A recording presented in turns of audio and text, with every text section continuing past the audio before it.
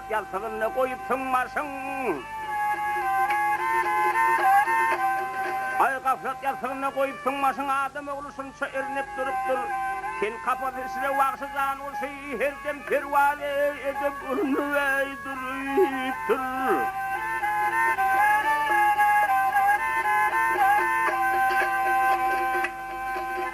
Yaxşılardan bir nasihat alıver, kerven gitti, yeke kalman geliver.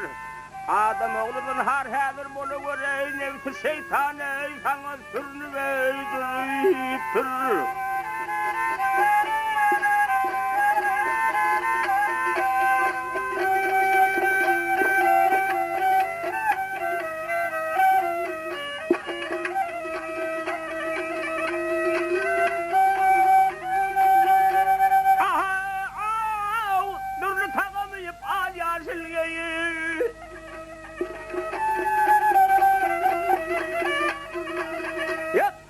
Yatıydım kaygıyını koyuver.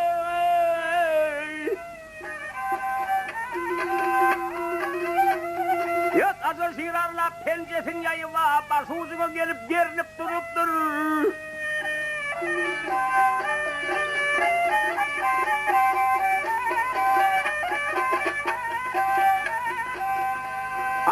Ey martım diyor bir dünya fani, fanini koydum o ahiretten ödercan.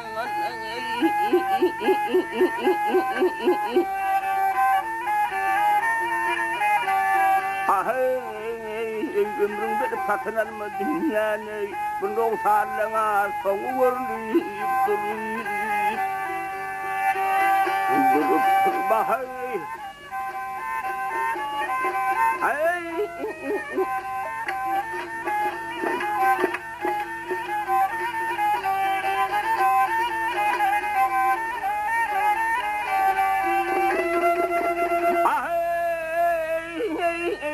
Bunun hanım sonu görünüp durup ya başım ucuna alıp görünüp